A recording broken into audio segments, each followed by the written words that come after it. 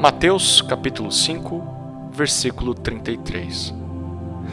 Vocês também ouviram o que foi dito aos antigos: não faça juramento falso, mas cumpra rigorosamente para com o Senhor o que você jurou. Há uma fábula de Esopo chamada de O Garoto e o Lobo, que ilustra bem o tema dessa passagem. Ela conta a seguinte história. Havia um jovem pastor de ovelhas que era encarregado de tomar conta de um rebanho perto de um vilarejo.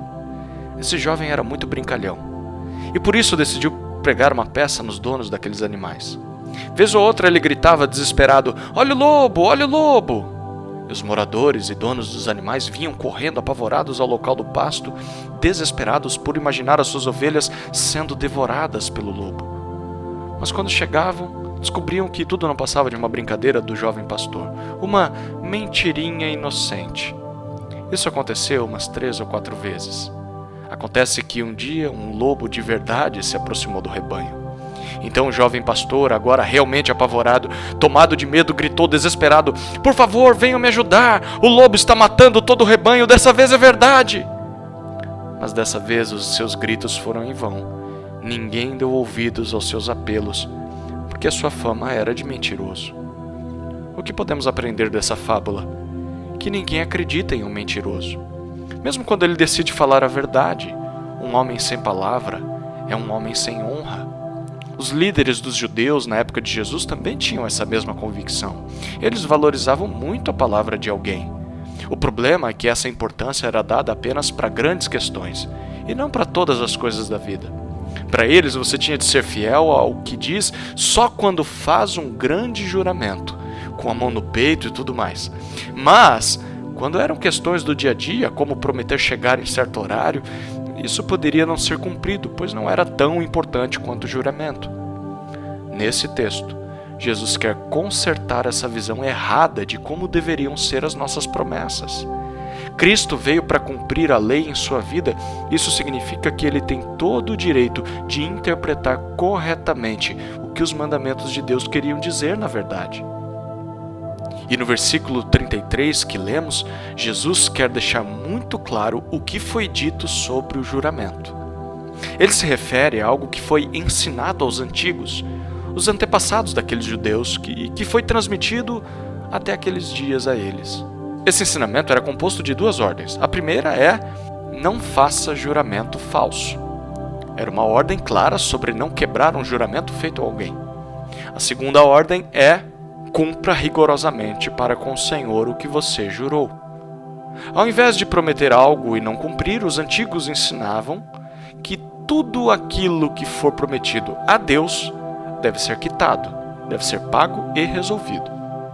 Esse conjunto de ordens parece ser muito claro e, óbvio, algo honesto de ser cumprido, certo? Acontece que isso nunca foi dito por Deus em nenhum lugar da Escritura, sabia?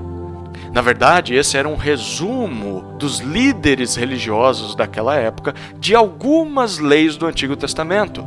Por exemplo, era uma adaptação do 3º mandamento. Em Êxodo capítulo 20, versículo 7, nós lemos: não tomarás o nome do Senhor teu Deus em vão, porque o Senhor não considerará inocente quem tomar o seu nome em vão. Os estudiosos da época entenderam esse mandamento como: não use o nome de Deus sem motivo. E para evitar quebrar essa lei, eles simplesmente pararam de se referir ao nome de Deus em suas conversas. Só que eles não haviam entendido o propósito da lei de Deus. O que Deus desejava por meio desse mandamento era que aquele povo, que era conhecido como povo de Deus, não manchasse a reputação do Senhor com o seu mau testemunho. Eles não poderiam carregar o nome de Deus em suas costas vivendo uma vida cheia de pecado. E por causa da má interpretação desses homens, eles juntaram essa lei com outras do Antigo Testamento.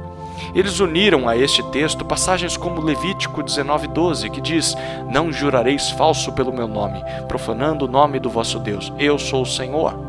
Junto com Números 30, versículo 2, quando o homem fizer um voto ao Senhor, ou jurar obrigando-se a alguma coisa, não violará a sua palavra, falará tudo o que sair da sua boca.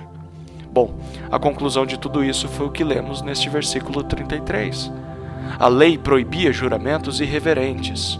O o uso leviano do nome do Senhor, a quebra de votos. Mas acontece que, ao resumir tudo isso em uma simples frase, não jurarás com falsidade, mas cumprirás os teus mandamentos para com o Senhor, os líderes judeus acabaram diminuindo em muito a importância do que Deus exigia. E na prática, era isso que eles faziam. Bom, se não devemos jurar em nome de Deus, porque podemos acabar não cumprindo e quebrar uma lei de Deus, então é melhor não jurarmos em nome dele. Acontece que esses homens continuavam fazendo juramentos e promessas como antes, mas agora sem citar o nome de Deus. E a estas promessas que não tomavam o nome de Deus, esses homens não se sentiam na obrigação de cumprir. E eles acabavam não citando o nome de Deus, mas juravam por coisas semelhantes, pelos céus, pela terra, por Jerusalém ou até por si mesmos. Mas quando eram promessas feitas por essas coisas, eles não precisavam necessariamente fazer o que haviam prometido.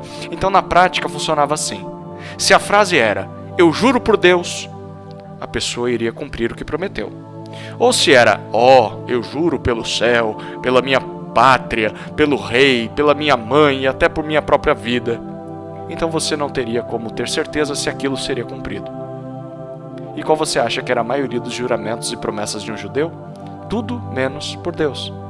E dessa forma, eles mentiam descaradamente, mas dormiam tranquilos, achando que estavam guardando o terceiro mandamento, pois não estavam jurando falsamente em nome de Deus.